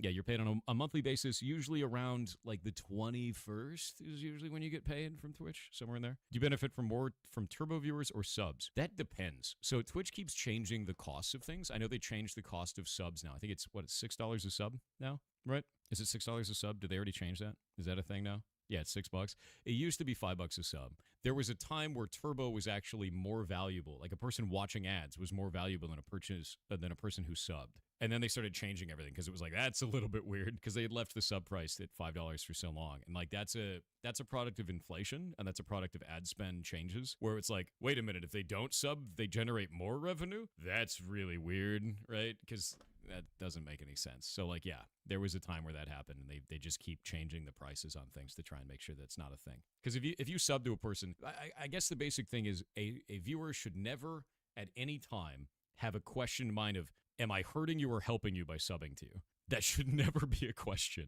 That shouldn't be but for a little while, there was a question of that. Right now, subs make the most sense, especially if you don't want ads. So yeah, I'm Turbo and Prime sub. Is that 2 times the ad revenue? No. So there is one question with Twitch where Twitch has never been able to answer this. I've asked many different people. I asked Mike Minton. I asked Dan Clancy. I've asked a ton of people, even engineers. No one's ever had an answer for this. If you have Turbo, you don't get ads, but you get money as if you had the ads. If you have a sub, you don't get ads, and you don't get money. What happens if you have both? Nobody knows. So if you're sub to the person and you have Turbo, you don't get ads, but does the streamer get money? No one knows. No one knows. Like, we have absolutely no idea at all. No one has the answer to this, which is funny. Oh yeah, no, if you're from Russia, you don't get ads. Yeah, you won't get ads in Russia because no advertisers are advertising to Russia, and you're not generating ad revenue. 100%. Yeah, it's a matrix breaking question. I think the reason why is it's probably deep in the engineering and just no one knows anymore. There used to be on the Twitch affiliate onboarding wiki page, it would say you did get ad revenue from this. And then on the Turbo page, it says you did not. So there was even wiki pages that one was saying one was saying the other, and you're like, God damn it, dude. Like, what is the answer? No one knows. So yeah, we don't know. We have absolutely no idea. That's one of the age-old questions that I've been trying to get an answer for the entire time I've been on Twitch. Can you choose what kind of ads are running? Or is it like only YouTube choice? So YouTube, you get an option. You get a radio dial that says, do you want certain types of ads that it's just kind of limiting them? And on Twitch, you don't really have any control over that. It's based on targeting for the user. So what kind of category are you in? What kind of streamer like content are you providing? What kind of tags do you have in place? Now that's a new one. Tags is a new one. And also, what are your viewers doing? Like, what do they watch? So what do you guys watch individually? What region of the world are you from? What time of day is it? All of that is based on targeted ads. So targeted ads are based on all of these different factors, and they deliver you an ad that they think is most likely to get you to buy a product. This is like that on every platform on the internet. This is not different for Twitch. This is exactly the same everywhere. It's like that on Twitter, Facebook. People get weird ads. Might mean that you're weird. Just saying. The advertisers know, dude. They know. Is it true that muting a stream keeps the stream from getting ad revenue from your view? What about minimizing the window? Does a muted stream count as a view? Yes. Whether you mute the video player on Twitch or the browser tab, you still count as a viewer so long as that live video is playing. So that counts you as a viewer, but it doesn't answer our question, right? And the reason why is our question isn't whether or not you're counted as a viewer. It's whether or not ads delivered to you actually count as ad fill. So answers part of the question, but not the full one. A little bit too generic, right? So you have to be careful about that and be like, oh, wow, it counts you as a viewer, so that means no, we don't want to jump to a conclusion. We know that you count as a viewer. We don't know about the ad fill. So we'd have to get kind of a verification from that from Twitch. I get the ads even though it's in the background. You may be delivered the ads, but does it count as a full ad delivery? That's the thing I don't know. Would this be a stipulation demanded by advertisers versus Twitch? Yes. Yes, it would be. This would not be, you have to understand, no platform is going to be imposing things for this. They're not going to be like, oh yeah, we have to do that. That's good for the advertisers. The advertisers demand that shit and the platform bends to it. That's how that works. Advertisers own these platforms when it comes down to it. Whether it's Twitter, whether it's Facebook, whether it's YouTube, whether it's Twitch, it doesn't matter. Advertisers say jump and the platform says how high, because the platforms don't get to exist without ad money. Straight up. That's how that always goes. And if you, to be honest with you, I miss the days when the internet didn't work that way. But it does. The internet has always worked that way. In like the last decade, the internet has transformed into a machine that runs on ads. And without it, you just can't exist. No platform does. The only other way you can make it work is if you don't run ads, but you rely on people's donations for everything. And if you do it that way, that's dangerous, man. That's really dangerous. How confident are you building the Ferret Rescue based on ad review? Very. Incredibly so. Because I've done all the analytics on this. We've done it for years. We know exactly how this functions. If Twitch ever actually had an adpocalypse, we'd be able to notice it within 24 hours. That's the difference, man. Like if Twitch ever had an anomalous downturn in ad revenue, I would know immediately because I check that data every day, every single day. Well, you know, in 72. True. You're right. Because, within 72 hours, we would know because the last 2 streams don't show up on ad revenue. Would Blue Sky survive with just subscriptions? I don't know. That's a very difficult question, to be honest with you, because I don't know what the burn rate is. I think it is highly likely that they will need to run advertisements eventually. I think that they are going to be resistant to that.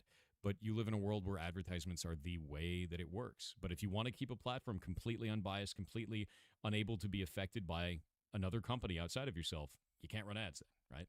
But ad revenue is the best way to make money, straight up. Is turbo profit calculated by viewer watch time? Don't know. We know that it is calculated at the end of the stream. So turbo viewership, like ad revenue is calculated immediately, but normal ad revenue is not calculated for 72 hours. So you have to wait. Does a big banner on the bottom generate ad revenue? Yes, it does. So if you have a little banner that pops up on a stream, those little ones that make the stream a little bit smaller, that generates ad revenue too. And those are a new one. I think that's actually kind of an interesting thing from Twitch. Those didn't used to exist. And now they pop up and they like kind of make the stream smaller and then they go away. That counts as ad revenue for Twitch and for the streamer, right? Yeah. I was curious about the ad loss for Twitch. There's no ad loss so far. There's an unverified claim from a person that is an inside source that is claiming that something's going on that refuses to verify any of the information that they're providing. And we can refute that claim by seeing that ad revenue has not dipped on any person's stream outside of people that have been tagging their content with things that can be seen as political or sexual in nature. There's no change for anybody else. Does it appear on full screen? It does. Yeah, there's a little banner thing that comes up sometimes. It's pretty rare. Do you know if certain games will affect your ads? Yes, they do. So certain games will absolutely affect the ads, and I'll show you how we know this. So when I'm in here in just chatting, or if I'm in here in software and game development versus the animals category, right? The animals category, on average, gets 205% more ad revenue. Why would that be? And the reason we know this is because I run 2 streams. I have a stream here, and I have a stream over on the animals category, which is the ferret rescue. It's because this one's more ad friendly. That's it. And it's always been that way. We know that. That's why I put that thing up on User Voice, specifically asking Mike Minton about this. And he said, yeah, the animals category is just loved more by advertisers. If you produce content that is ad friendly, you will get more ads. It's just very funny. But yeah, that's it. You know, so that channel on a per viewer, per ad minute basis makes 205% more ad revenue than my primary channel. And it has always been that way because the category is more ad friendly. So depending on what game you're playing, depending on what category you're in, all of that can be targeted in different ways by advertisers. What does ad-friendly content even mean? I'll give you an example. You don't want to have politics on your stream. You don't want to have political information. You don't want to have sexual themes.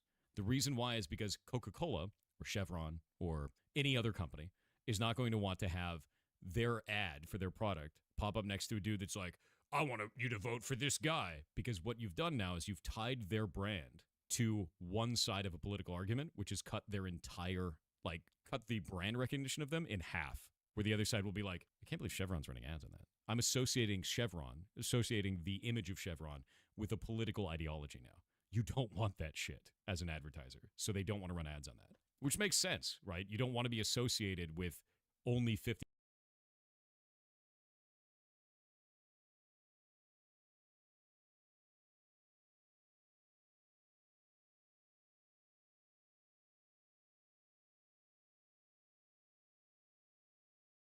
You referred to a default mode network. What is that? This was one of the biggest findings in cognitive neuroscience in a generation. The brain wants to mind wander.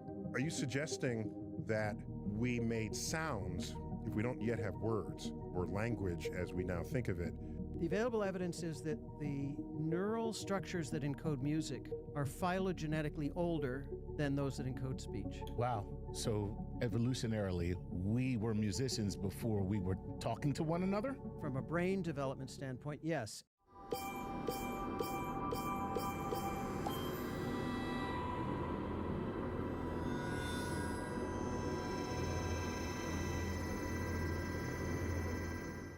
This is Star Talk. Neil deGrasse Tyson here, your personal astrophysicist. And I got with me Chuck Nice. Chuck, how you doing, man? Hey, Neil. What's happening? Okay, this is Star Talk Special Edition. It is. And if I've got you for Star Talk Special Edition, we also get Gary. That's right. In this edition, Gary O'Reilly is going to take us in. Gary, what do you have to tell us? Generally speaking, music is a pleasure. We appreciate the artistry and enjoy the performance.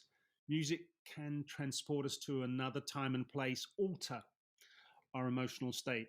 Now ask yourself, what throws an audience into a trance or a performer into a flow state? Why do we get earworms? They're nasty little rascals and they're annoying. They are just some of music's gifts. The ancient Greeks knew way back when that music has the power to heal.